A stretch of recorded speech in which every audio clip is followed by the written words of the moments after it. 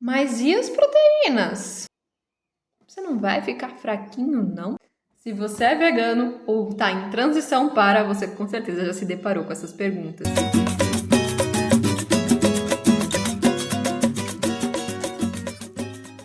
Oiê, eu sou a Carol Campagni e esse é o PF Vegano, um espaço onde a gente discute sobre veganismo e eu provo para você que ele pode sim ser saudável e caber na sua rotina e no seu bolso.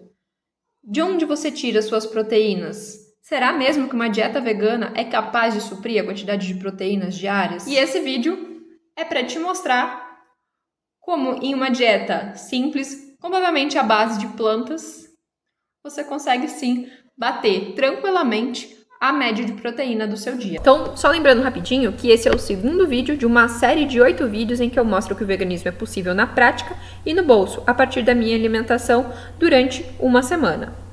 Aqui nesse vídeo, pessoal, eu estou me dedicando exclusivamente a falar sobre as proteínas, não estou falando sobre outros macros e micronutrientes. E eu estou usando como referência dos cálculos aqui a DRI, que são os valores de ingestão diária recomendados. E ela trabalha com um mínimo de 0,8 gramas de proteína por quilo corporal por dia, certo? Então, no meu café da manhã teve tofu mexido e teve uma fruta que eu esqueci de filmar, mas confia que tinha uma maçã ali, tá bom?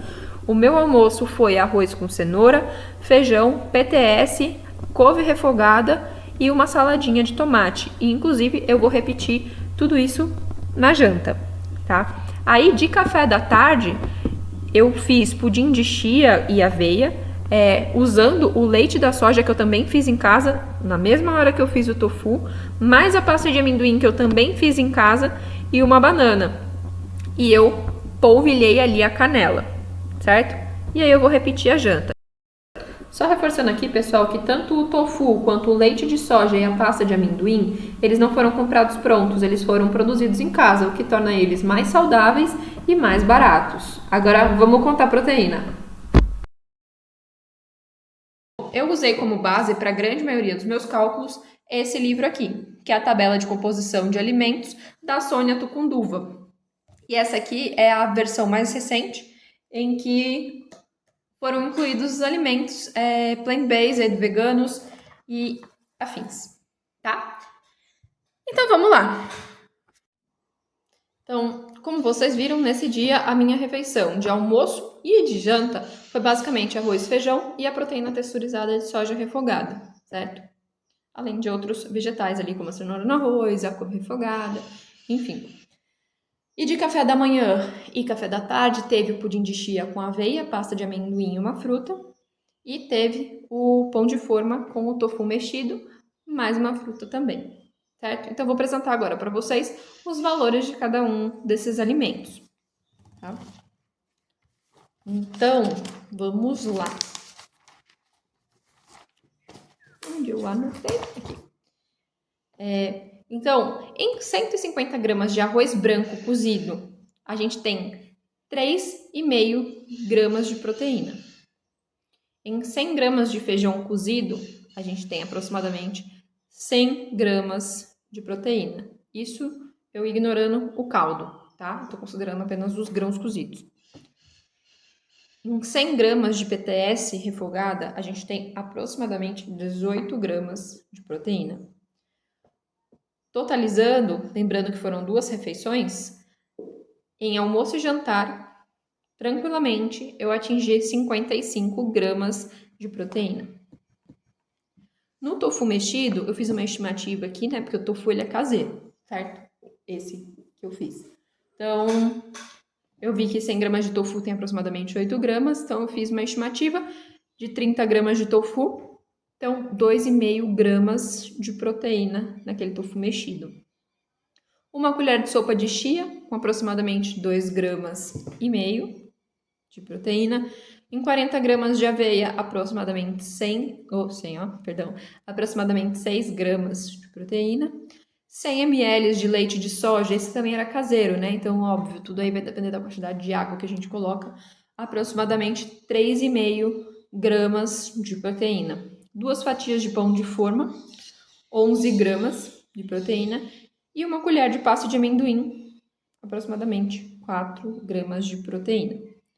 Somando tudo isso, foram 84 gramas de proteínas consumidas nessas minhas refeições.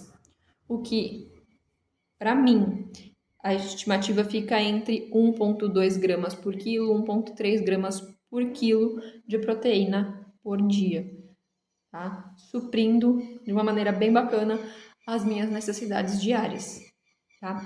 Além de que aqui, nessa alimentação, eu garanti as minhas fontes de ômega 3 e as minhas fontes de ferro também, tá? Com a chia e com a couve refogada, respectivamente. Beleza? Então, ser vegano não é sinônimo de ficar com déficit de proteína, certo? Isso é um mito, é algo que a gente difundiu aí como algo real, mas não é. É tranquilo bater as fontes de proteína com o reino vegetal, tá? A gente só não pode esquecer que, para o vegano, a gente tem o conceito de proteínas completas e proteínas incompletas, e a gente precisa. A proteína da carne, ela tem um conjunto, ela tem todos os aminoácidos necessários para uma proteína completa. O reino vegetal, ele oferece todos esses aminoácidos, mas em componentes alimentares diferentes. Então, por exemplo, os cereais, eles têm uma gama desses aminoácidos. As leguminosas vão ter outros aminoácidos diferentes dos cereais. Quando a gente mistura eles, aí sim a gente consegue completar todo o conjunto de aminoácidos essenciais que a gente precisa, ou seja, aqueles que o nosso corpo não é capaz de produzir e ele precisa consumi-los por meio da alimentação, tá? Então, em uma alimentação vegana, a gente consegue sim bater a quantidade de proteínas, mas para isso, para a gente manter a qualidade dessas proteínas, a gente precisa unir cereais e leguminosas.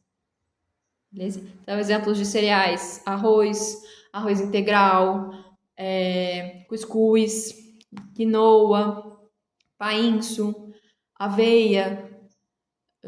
Agora, exemplos de leguminosas: feijão, soja, grão de bico, ervilha, N tipo de feijões aí que você possa pensar, lentilha, tá? Então, a gente sempre precisa combinar esses dois grupos alimentares. Fechou? Então, até a próxima!